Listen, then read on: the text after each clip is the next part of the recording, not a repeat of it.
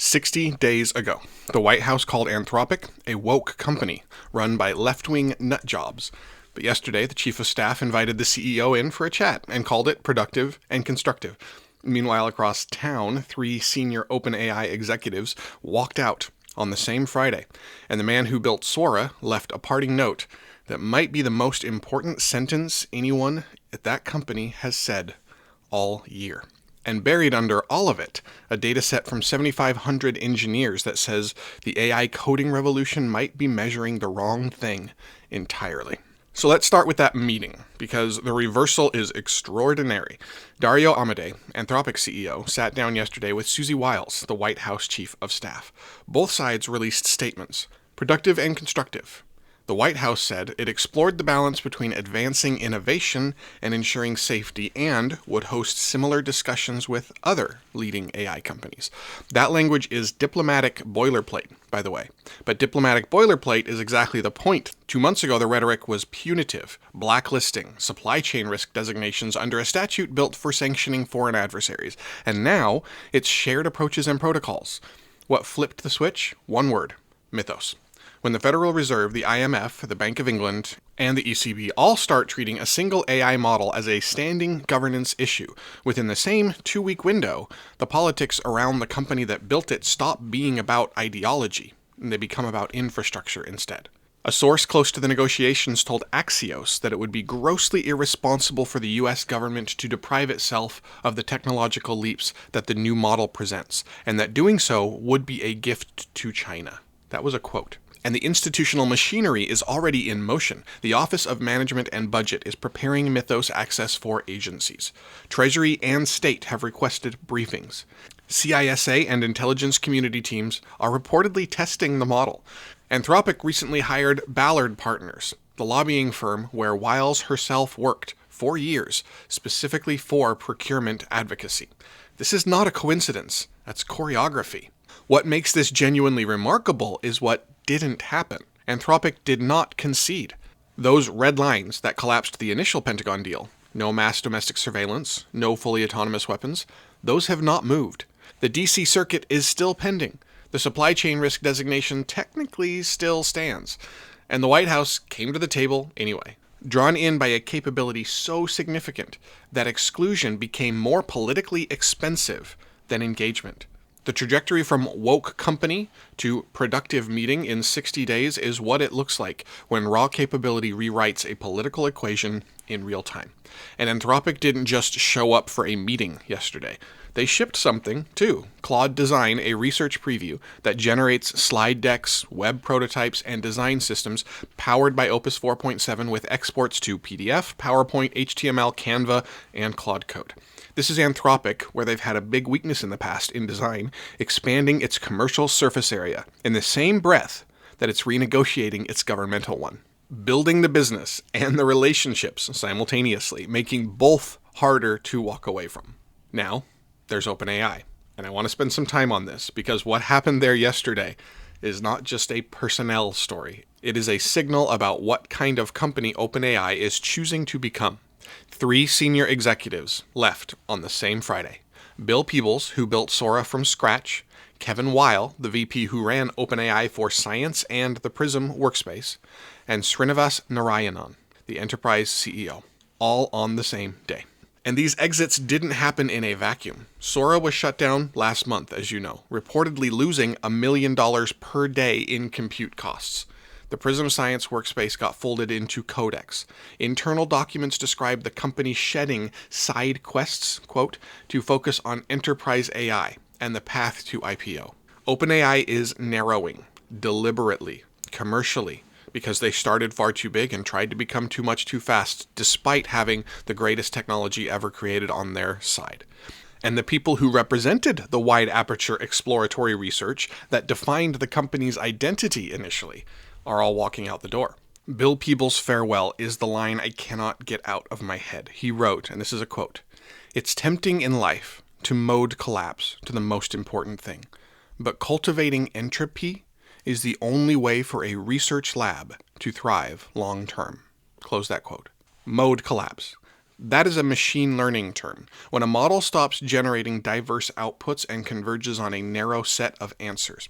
Peebles is saying his own company is doing to itself what a poorly trained model does, collapsing toward a single mode, revenue, enterprise, IPO, and the creative disorder that produces unexpected breakthroughs, the entropy, is being optimized away.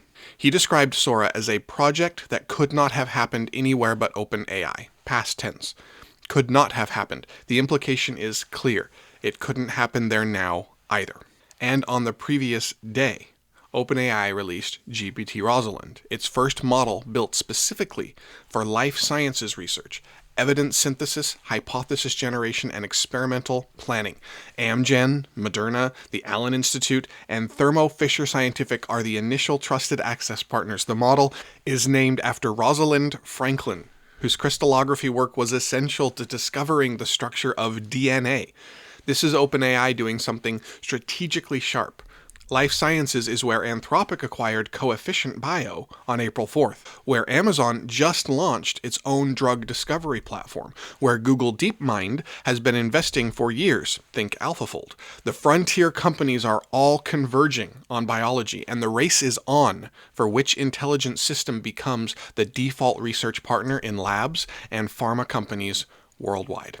So hold both of these facts together.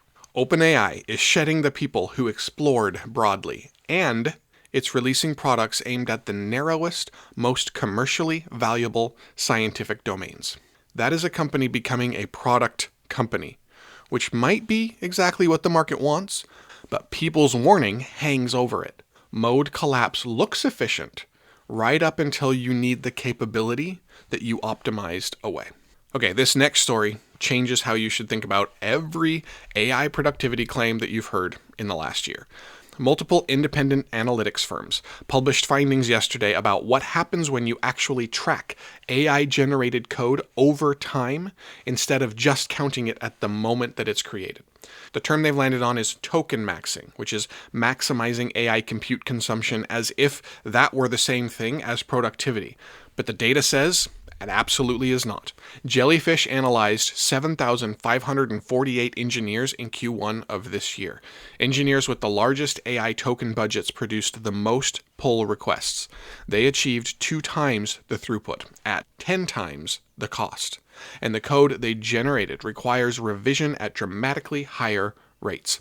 GetClear found that regular AI users averaged 9.4 times higher code churn than their non-AI counterparts, meaning code that was written, accepted, merged into the code base, and then deleted or substantially rewritten within weeks. Pharos AI, drawing on 2 years of customer data, found code churn had increased 861% under high AI adoption. But the finding that I think really landed came over from Waydev, working with 50 companies employing over 10,000 software engineers. They identified something they called the acceptance rate illusion. Engineering managers see AI-generated code acceptance rates of 80 to 90%. That's the percentage of AI suggestions that developers approve on first pass. Looks great. Looks like the AI is nailing it. Except when you track that same code over the following weeks, the effective acceptance rate drops to between 10 and 30%. Engineers come back and revise, refactor, or delete most of what they initially approved. So think about what this really means. You're a manager. Your dashboard says your team accepted 85% of AI-generated code. You report that up the chain. The executive team sees adoption metrics that look incredible. Budgets get allocated based on those numbers. Headcount decisions get made. And meanwhile, on the ground, your engineers are spending their Tuesdays rewriting the code they approved on Monday.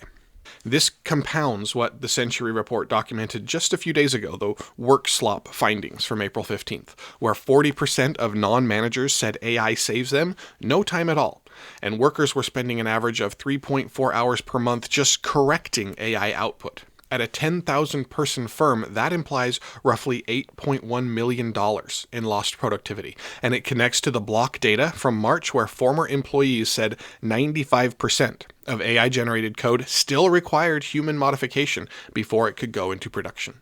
So we're not looking at something that just simply doesn't work. We're looking at a measurement system that can't tell the difference between activity and progress, and decisions with real consequences, hiring, firing, and investment, are being made based on the measurement, not the reality. Now set that data next to this. Cursor entered talks yesterday to raise $2 billion at a $50 billion valuation. It reached $2 billion in annualized revenue in just 3 years, the fastest B2B scaling ever recorded. It's forecasting $6 billion ARR by year end. Nearly 70% of the Fortune 1000 is in its customer base. The market is pricing AI coding as if the productivity revolution is already here. The engineering data is saying the revolution is real, but the metrics tracking it are broken. Those two things aren't necessarily contradictory, though, and go with me on this. Senior engineers described AI agents excelling at scaffolding and exploration, generating a first draft that a human then shapes into production quality. The churn may be the workflow, not waste. The critical question that nobody has really asked yet is whether total time from intent to production quality code is shorter with agents than without, even after all the revision cycles. If it is, then the volume metrics are misleading, but the value is real. If it isn't, though, then a $50 billion valuation is sitting on a measurement error, the largest B2B in history. Either way, whether you're an engineer, a manager, or someone whose job is being redefined by these tools, the number to focus on right now isn't how much code the AI wrote, it's how much of that code is still there 1 month later. Okay, let's shift away. I want to end today with stories from something physical, something you can actually see.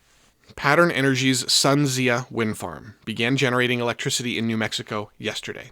916 turbines spread across 3 counties, 3.5 gigawatts of capacity, connected to a 550-mile high-voltage direct current transmission line that will deliver power to Arizona and the California grid. At full capacity, it can supply electricity for approximately 3 million people.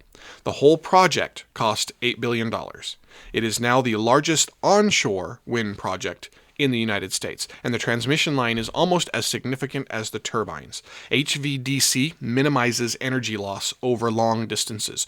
You can generate power in windy, sparsely populated New Mexico and serve load centers in Phoenix and LA, hundreds of miles away. That is a model for how the country actually builds a renewable grid. Not by hoping that every city has good wind or good sun in a certain day, but by connecting the places that do to the places that need the electricity.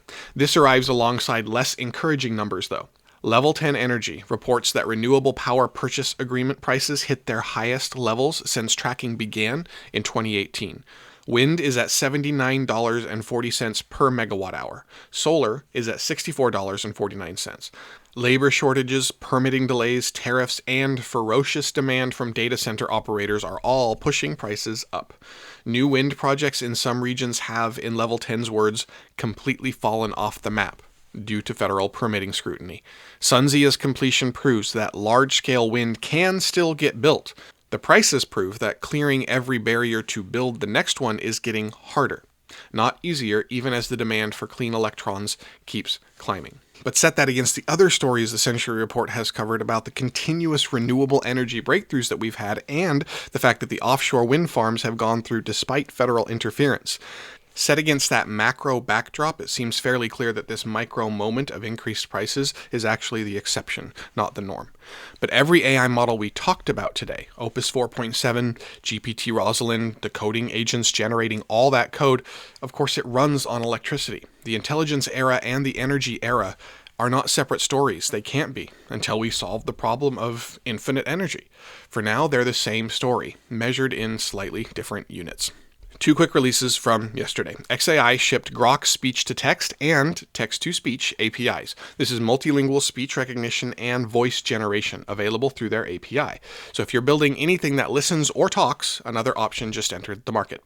And of course, as we talked about earlier, Anthropic launched Claude Design, a research preview for creating designs, prototypes, slides, and one-pagers inside Claude. Here's what I am carrying from today.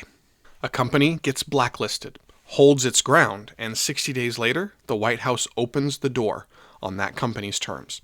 A researcher leaves the company that defined AI video generation, and his goodbye is a warning about what organizations lose when they optimize away their creative disorder. A dataset of 7,500 engineers reveals that the number everyone's been tracking, code acceptance rate, might be an illusion that evaporates within weeks. And 916 turbines start spinning in New Mexico, pushing electricity through a 550-mile line to cities that will use it to run the very models reshaping everything else. The thread I keep pulling on here is people's word, entropy, the creative disorder that produces things you didn't plan for. We need it in research labs. We need it in how we measure productivity. We need it in governance that has to adapt faster than anyone has ever governed before. Now, very soon, watch for whether that White House meeting produces actual policy changes or remains symbolic. Watch for whether token maxing data forces a recalibration of how companies value AI coding tools. And watch for whether OpenAI's narrowing focus costs them something that doesn't show up on a revenue chart. The kind of capability that only really emerges when you let people build things that don't make commercial sense yet. See you tomorrow.